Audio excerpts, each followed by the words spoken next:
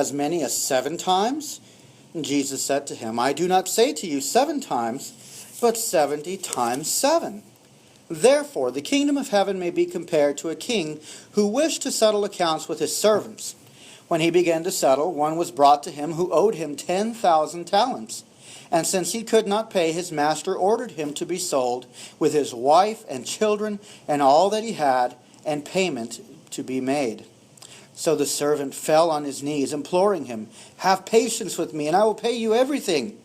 And out of pity for him, the master of that servant released him and forgave him the debt. But when that same servant went out, he found one of his fellow servants who owed him 100 denarii, and seizing him, he began to choke him, and saying, Pay what you owe. So his fellow servant fell down and pleaded with him, Have patience with me, and I will pay you. He refused and went and put him in prison until he should pay the debt. When his fellow servants saw what had taken place, they were greatly distressed, and they went and reported to their master all that had taken place. Then his master summoned him and said to him, You wicked servant, I forgave you all that debt because you pleaded with me. And should not you have had mercy on your fellow servant as I had mercy on you? And in anger his master delivered him to the jailers until he should pay all his debt. So also my heavenly Father will do to every one of you if you do not forgive your brother from your heart. The word of the Lord. And you may be seated. Well, we don't often think of forgiveness as a life and death matter, but the Bible clearly says that it is. Both receiving forgiveness and giving forgiveness. The parable that I just read from it has a very clear theme, and that is this: an unforgiving heart leads to eternal punishment. An unforgiving heart leads to eternal punishment. That's what Jesus says. He makes it a life and death matter. So, this is the sermon is titled Cultivating a Heart of Forgiveness. Okay? And I want you guys to see, so here are the 3 points if you're taking notes. Okay? I want you to hear what Jesus says forgiveness is like, what his forgiveness is like. Okay? Secondly, what our forgiveness should look like. And thirdly, how to experience and give forgiveness. Okay? So, let's jump right in, right? Let's look at Peter's inquiry and Jesus' answer to see what Jesus says about his forgiveness.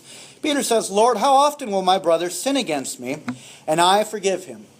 As many as 7 times? Now, Peter's essentially asking, remember the context, okay? Jesus has just talked about how to handle reconciliation and forgiveness inside the church. And so Peter's listening, yeah, Jesus, all right, that's cool. I got these steps down, I can do that, okay? Now, Jesus, let me ask Jesus, how many times do I have to do that process? 7? 7's a good number, right? I think so, but Peter's asking, he's asking basically how many times? Where's the cap? Where's the limit to forgiveness? Where's the limit to reconciliation? Okay, now again, 7 times is actually pretty good. Apparently in the culture back then, the Pharisees were teaching that 3 times was the chances that you had. Okay, they were good pre-baseball players or something, right? 3 strikes and you're out. That was the limit according to the Pharisees. So for Peter to say 7 times, Peter is actually being pretty generous in light of the culture, right? Okay, but Jesus, what does Jesus say? He says, no, Peter, not that. 70 times 7. Okay, now hopefully Peter wasn't the kind of guy who pulled out an abacus, right, and he started calculating, okay, Jesus, that's 490 times. So I give my brothers and sisters 490 chances. No, okay, that's not what Jesus was saying. Everybody in that culture would have known that Jesus is saying, okay, not 490 times, but there should be no limit to giving forgiveness. Okay, a lot of commentators say that the symbolic use of 7, 10, and 7, those are numbers of perfection or numbers of completeness. And in multiplying them, Jesus is basically saying completeness times perfection times completeness. That's how many times you should be willing to forgive and go through that forgiveness and reconciliation process with your brothers and sisters, especially in the church. And that's another important part of the context, right? Jesus is not talking to unbelievers here. He's talking to his disciples. He's talking to his apostles, and the fact that an apostle is the one asking, hey, Jesus, how far do I have to go? Because, hey, there's limits to my forgiveness, tells you something that Jesus needed to address in all of our hearts, right? So Jesus is essentially saying that our forgiveness should know no limits. Interestingly enough, that phrase 70 times 7, this is not the first time that it comes up in the Bible. It's not the first time. If you're a reader of the Bible, if you've read the book of Genesis, there's a character by the name of Lamech. He's from the line of Cain. Cain, if you remember, when he's expelled away from his family, God puts a curse on him, right? And he says that the person who touches Cain is going to be punished 7 times over. And Lamech is apparently such a brutal man. He's the first one to introduce polygamy into society. But he sings a song, and he boasts through the song. And in Genesis 4:24, he says this. He says, if Cain's revenge is 7-fold, then Lamech's is 77-fold. It's basically the same phrase, 70 times 7. Basically, Lamech is boasting that if somebody harms me, if they think they were going to get it bad from God, wait till they touch me. I will harm them 70 times 7 is what Lamech was boasting. And it's interesting that he was doing it through music and through song, because a lot of times, how do we cultivate our anger?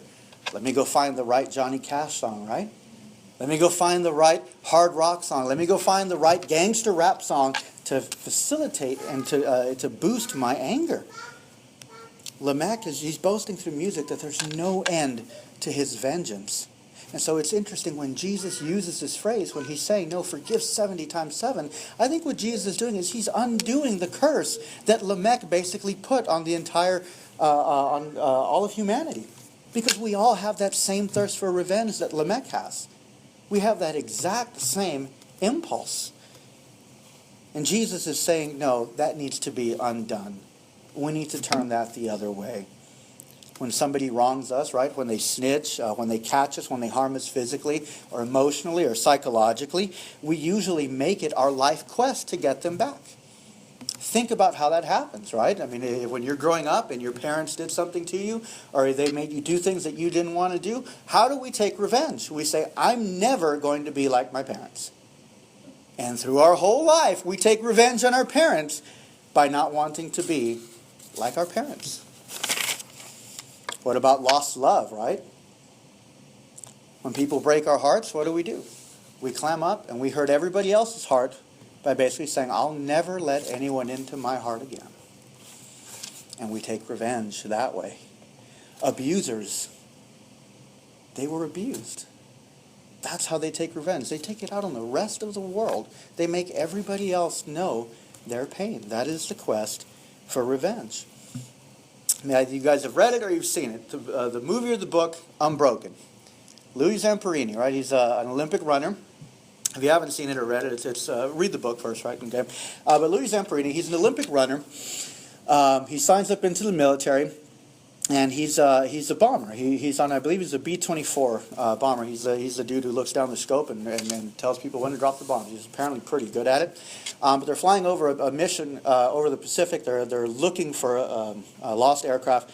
Turns out they end up going down. They go down in the Pacific. Miraculously, him and 2 other guys survive. They endure the ocean for 47 days. Okay, for 47 days they endure the ocean, only to get caught by the Japanese. And when they got caught by the Japanese are an honor and shame culture. So when they capture you, it's not like the Americans. The Americans would capture the Japanese and they put them in, nice little camps and took care of them and things like that. But the Japanese, as an honor and shame culture, they made sure that they shamed their prisoners. And they put Louis and a bunch of other soldiers, they put them through the most horrific physical, psychological, and emotional torture that they could endure. Just about every single one of them. There was one in particular that stuck out to Louis. They nicknamed him the Bird. Okay? Nicknamed him the Bird. He did some really horrible things. Eventually, after the war was over, Louis and them, they go back home. But Louis takes his anger with him. He takes it with him, and he's taking it out on his new wife and on his 1-year-old daughter. An interesting quote from the book. It says this. It says, the paradox of vengefulness is that it makes men dependent upon those who have harmed them, believing that their release from pain will come when they make their tormentors suffer. So when we hold on to grudges and anger, right, we feel so righteous by making ourselves feel so hurt, so wronged, so self-pitied, and so self-centered. Frederick Buechner, he's a Christian writer, he said this. He says, of the 7 deadly sins, anger is possibly the most fun. To lick your wounds, to smack your lips over grievances long past, to roll over your tongue the prospect of bitter confrontations still to come, to savor to the last toothsome morsel both the pain you are given and the pain you are given back. In many ways, it is a feast fit for a king. The chief drawback is that you are wolfing down on yourself. The skeleton at the feast is you. So when Jesus says to forgive 70 times 7, he's essentially calling us away from a thirst for anger, away from a thirst for vengeance. Instead, we should have a thirst for forgiveness, both for receiving it and forgiving it. Point 2, what our forgiveness should look like. In order to drive home his point, Jesus tells a story, like a good teacher, right? He hits it home with a story. In the story, it tells of a great king who begins to settle accounts with his various servants, okay, who must have had access to the royal credit cards of some form that day, okay. Commentators say that these servants, they weren't like butlers or anything like that. They were probably like regional governors, so they were kind of sort of mini kings under a great king. But this regional governor, apparently, he's blowing money, okay, he's not collecting taxes properly, or he's collecting the taxes and then spending it, in his own ways, gambling or whatever. Okay, but this one servant, he racks up a debt of about 10,000 talents. Okay, now a talent of gold is 75 pounds of gold. So this guy is racking up 10,000 talents. Now it doesn't say gold, it could be silver, right? But if it's gold, the current value of that is about $6 billion according to commentators. Okay, that would be the current value. That's the debt that he racked up, $6 billion. All right, and so he calls him to account. The king begins to take measures. Okay, you don't have $6 billion? All right, I'm selling you. You're going to prison. I'm selling your wife. I'm selling your kids. All your assets, we're going to take all those. We're going to sell them, and I'm getting my money back somehow. But the man begs, and he pleads. He asks the king for time, right? He's like, hey, give me some time. I'll pay you back. Who knows what he was conniving. Maybe, he was going to straighten out. Who knows, right? But the king probably knows, okay, look, you don't have $6 billion laying around. I mean, that's more than a lifetime of wages. I don't know how you're going to get that back. So instead, out of sheer grace, the great king forgives him. Out of sheer grace, but at great cost to himself. I mean, the money just doesn't magically come back in the account, right? So who has to bear the loss? The king. The king has to bear the cost himself. Somebody has to pay, and so the king paid for the financial debt of the servant by bearing the loss himself. Now, what did that do to the servant? Well, the servant, again, he's probably a regional governor, so he goes out and he begins to find his subjects, his other rulers who owe him money. He hunts them down, and he hunts down this one guy who owes him probably a couple of hundred, maybe $1,000, okay? And he roughs him up and throws him into prison so that he can work off his debt. Now, look what happened. The forgiven is unforgiving. The forgiven is unforgiving. What happened here? The lender forgot that he was a borrower. He, like us sometimes, he liked receiving forgiveness, but he didn't like giving it away. He, like us, he made his sins against others small, and the sins of others against himself large. Oh, he loved to ask for forgiveness, but he didn't like giving it. And so the king finds out. Some other servants they see, and hey, what's wrong with this guy? Didn't the king just forgive him his great debt? So now he gets snitched on, right? He's called before the king, and now the king looks at him this time, and it's not in a favorable disposition. He looks at him and tells him, "You wicked servant." He rebukes him and tells him what his life should have looked like in light of the forgiveness. He says this, he says, "Should you not have had mercy on your fellow servant as I had mercy on you?" And so Jesus is telling Peter, Peter, don't forget your many sins when others sin against you.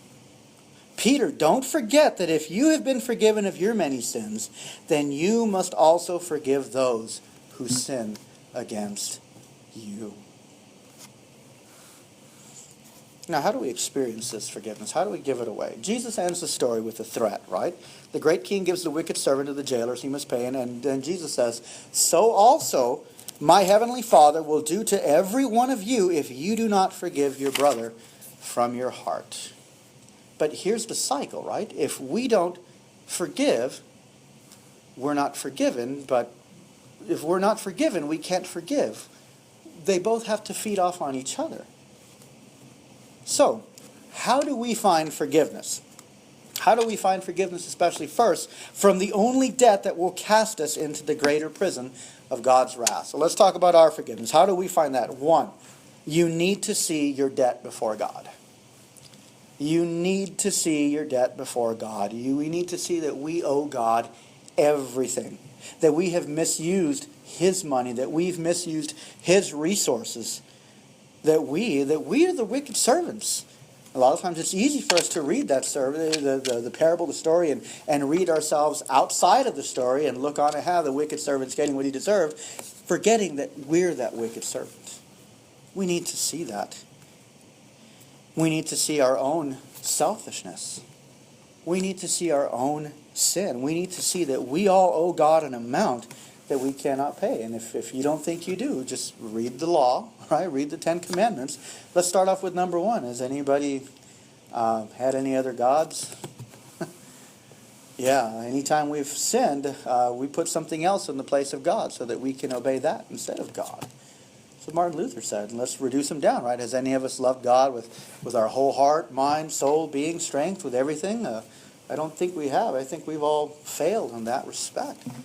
We all owe God a great debt. What about our neighbors, right? We've been talking about that a lot. Have any of us loved our neighbors? And it doesn't just have to be your physical neighbors or your geographical neighbors. How does the Bible define neighbors? Is anybody you come across? Have we loved them? No, we all owe God a debt that we cannot pay. When you see that debt, then here's what you need to do. You need to come to God, to the great King, and in light of the debt that we owe to Him, you beg and you plead for forgiveness. You beg for forgiveness. Do not assume forgiveness. Okay, a lot of people, well, it's my job to sin and it's God's job to forgive. No. Well, as soon as I die, I know I'm going to heaven. How? Have you even asked God for forgiveness yet? And then there's another one that I hear, well, hey, only God can judge me. And it's like, you're right, only God can judge you. And the Bible says that He already has, if you're not believing in His Son already for forgiveness. That's already true. The wages of sin is death. There, God has said it. He's judged us already. Okay, we don't have to wait till the last day to know what God's judgments are. And third, when you come to the great King for forgiveness, you need to see that somebody still has to pay. And that's precisely what we see in Jesus Christ on the cross. He is the great King bearing our sin debt. He is the great King pardoning His servants at infinite cost to Himself. He's the great King who became a servant to pardon His servants so that we could become kings with Him. On the cross, Jesus Christ, He was handed over to the darkness. He was handed over to the great prison where He paid God the Father to the last cent for our sins. When Jesus cried out, my God, why have you forsaken me? You need to see that Jesus wasn't doing that because of His sin. He didn't have any sin. He was paying that for us. Somebody has to pay. And in grace, in sheer grace, the great King has taken the debt upon Himself. The only way that God is merciful to us is because it cost Him His own Son. Somebody still had to pay. God knows that we cannot pay without escaping His wrath. God has to forgive by sheer grace and by sheer grace alone, but at infinite cost to Himself, or else we will pay to the last penny. Now that's how we receive forgiveness. Now, how do we give it? How do we give forgiveness? Well, Jesus gives us the pattern. It's right there in verse 27. Look at it. It says right here, 1, you must have pity.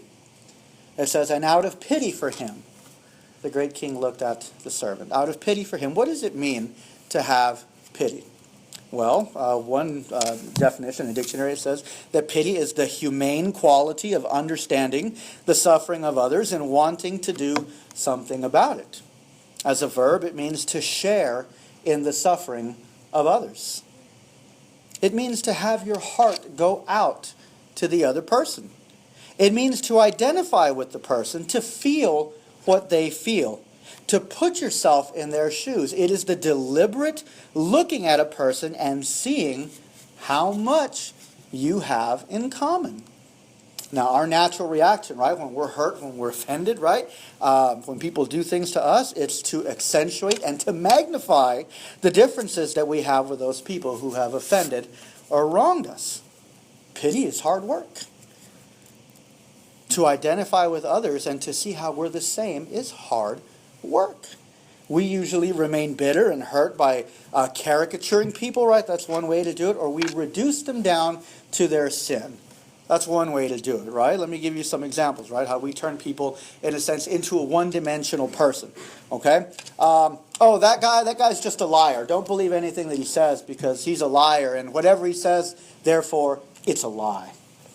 And what do? We've reduced that person down into a one dimension. We've just reduced them down to their sin. That's all that they are. Is whatever it is that they've done to us, that's all that they ever are. Oh, you don't want to mess with that person. They're just a drunk. Oh, don't mess with that person. That guy's just a sicko. And we just reduce them down to one dimension. Scarlet Letter, here's a classic example, right? Hester Prynne, what has she done? They've reduced her down to her sin by making her wear a letter A everywhere that she goes so that her accusers and the community can see her and know her just as that. They wanted to reduce her down just to one dimension. They reduced her to her sin. But when we lie, we're not liars all of a sudden, right? Oh, so it was complicated. I had a good reason why I had to tell that lie, but that doesn't make me a liar, We always, now we're 3D, we're three-dimensional. But people who hurt us, they're one-dimensional. Suddenly they don't have a good reason, but we do. We may not, you look at the Sermon on the Mount, right? We may not be murderers, but Jesus says we can still murder people in our heart when we're dismissive of our brothers and sisters. When we call them fools. When we think that they don't matter, that they have no inherent worth. We have to deliberately realize that we aren't any different. And this is a Reformed church, so I can say this. I have to be careful when I say it around my Baptist brethren, right? Okay.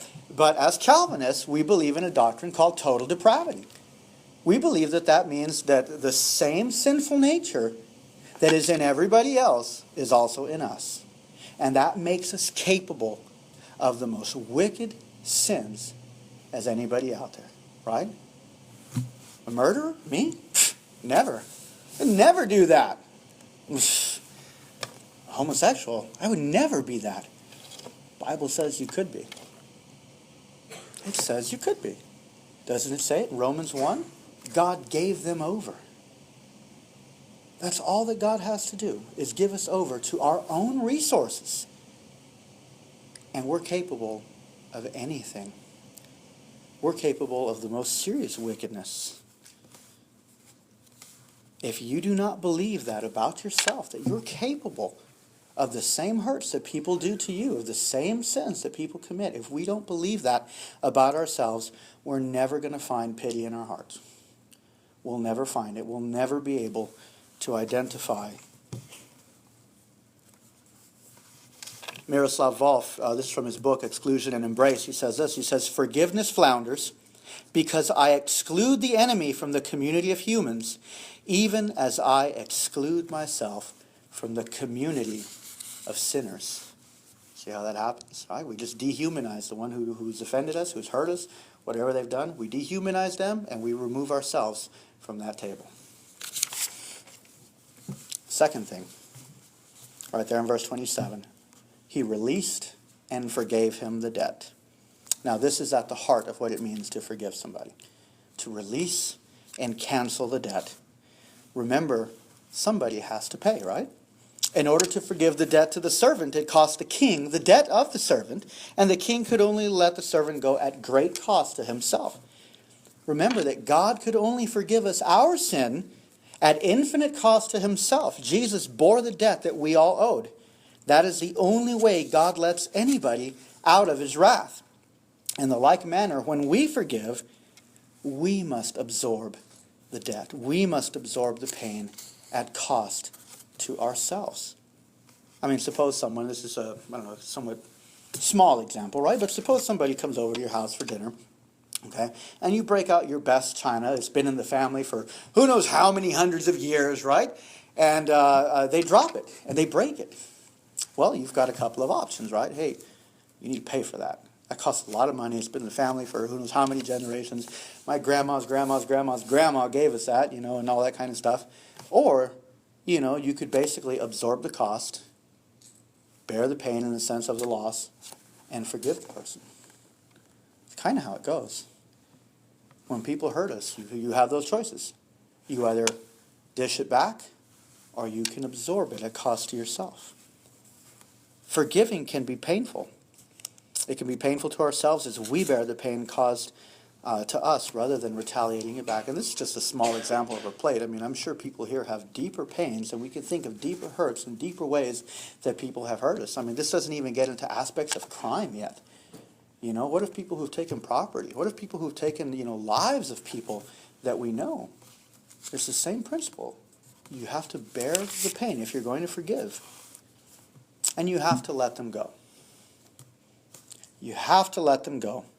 We keep people in prisons of our own anger in many ways, right? We can either gossip and slander back about them in a sense as payback, right? Hey, they're about to do something. Hey, guys, come here. Just want to let you know, okay? You should know about so-and-so. They have this in their history, etc. They have that in the background, or they like to do this. And we don't let them go. We keep them. We keep them. You might ruin their reputation. You might withdraw your friendship. You might just tell them off, or you might just wish that they have a bad life. Or maybe even when you see something bad happen to them, you might just start shaking your head. Yeah, well, that's what they get. That's what they deserve. That's the way it went. If you say that you've forgiven that person, but you're still doing those things, you haven't forgiven. You still got them in prison. You're in prison. And that's how we make people work off their debts. And that doesn't make us more like Christ. That actually makes us more like Satan. Think about that. But Moses, I don't feel like I can forgive that person. Well, what does the Bible say? Forgiveness isn't a feeling. Forgiveness is a command. It's an act of the will. The truth of the Bible is that if you have to grant forgiveness, you need to grant forgiveness before you feel it. In a sense, the feeling of forgiveness follows the act of forgiveness. If you wait to feel it, you're never going to feel it. You never will. Forgiveness, it's an act of the will. That's why the Bible commands it. It doesn't say, I hope you forgive eventually. It commands us to do it. I mean, Jesus in some of the other parables, right? If you know that you have a problem with your brother, get up, go forgive him, be reconciled, and then come bring your offering. It commands it. It doesn't say wait, for forgiveness as an emotional response. When you do this, when you make a decision to not roast a person in your heart and mind when the thoughts come at you, right? So here it could be, because they're going to come. They're going to happen. I mean, it's natural. That's the way hurt comes. But when you make the decision to not entertain those and to not do it and to consciously forgive, when you choose to absorb the hurt, to absorb the debt, that is how you cut off anger and bitterness, and you begin to cultivate a heart of forgiveness. That's how you begin to do it. The more you do this, the easier it is to release and forgive others when they sin against you. It's something that you build up to. I mean, that's why Jesus, I think he's saying, he did to Peter, Peter, you got to do this a lot, because you're not going to be good at it the first time. It takes time. You have to grow into this. This is really Jesus saying this is a natural part of the Christian life. This is part of the Christian walk, is learning how to walk in forgiveness, because you're going to get hurt in life. You're going to get hurt. People are going to hurt you all the time. I mean, sin doesn't stop when we walk in through those doors. People here, we can hurt each other too. That happens. And Jesus doesn't want to see unreconciled people in the body. He wants to see them be one. And so that has to happen. The more you do it, the easier it is. And yes, there might be times when you do have to pursue justice. Sometimes it is a crime.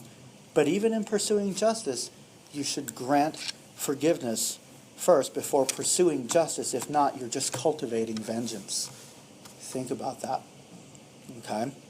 Now, an apologetic point, because I anticipate an objection here, right? Well, is Jesus saying that we're saved by how well we forgive? No. Okay, so don't hear Jesus saying this. If you forgive, you get to heaven. If you don't, you get hell. That's not what Jesus is saying.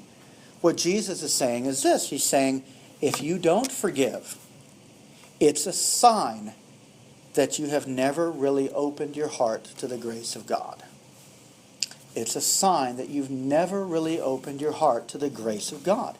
Your ability to forgive others is an indicator of your own relationship with God and His grace. It's kind of like what Jesus talks about in Matthew 25. People coming before the throne. Hey, you saw me. I was naked. I was hungry. I was tired. I was in prison, and you visited me. And the guy was like, oh, okay, I guess we did, But Jesus was revealing their heart, and what their heart indicated. What they did to other people, they were doing to the Lord. And then the ones who were rejected, what do they say? We didn't even know that was you, And Jesus, basically lets them go. Why? Because Jesus revealed their hearts. He wasn't judging them for their acts. He was revealing what they already were. If we believe the gospel but are holding a grudge, then at the very least, we're blocking God's grace in our own lives, or we don't believe the gospel at all, and we'll be thrown into the jail of eternal torment. Who do you need to forgive? Will you forgive those that you need to forgive? Who do you need to let go of? Who do you need forgiveness from? Are we living like the servants who think that they were a judge? Unless we see Jesus taking our debt on the cross, unless we see the King who became a servant, unless we're melted by that, until we're melted by that, then we'll begin to forgive others the sins that they commit against us and our community too. Keep in mind, again, Jesus is speaking to the community of faith. To the degree that you see Jesus doing that for you, for your community, you will forgive not 7 times, but 70 times 7. Louis Zamperini, just to wrap up the story, after he came back and after a couple of years of being angry with his spouse and with his kids, he was saved at a Billy Graham crusade, decided that he wanted to go back to Japan, and he wanted to meet with all of his captors face to face and tell them that he forgave them, and he shared the gospel with them. And he became friends with a few. The only one that he couldn't find, he tried to locate, was the bird. Nobody knew where he was. He was found, I believe, in 1995 or 85 maybe, and Louis tried to make contact, but Bird didn't want to meet with him. But that was Louis' story. He found his way out of the prison of vengeance that he talked about because he found Jesus Christ, the one who had forgiven him. To the degree that we see Jesus in a prison of wrath for us on the cross to set us free, when we know His compassion and His pity for us, we will let others out of the prisons of vengeance that we hold them in. Amen.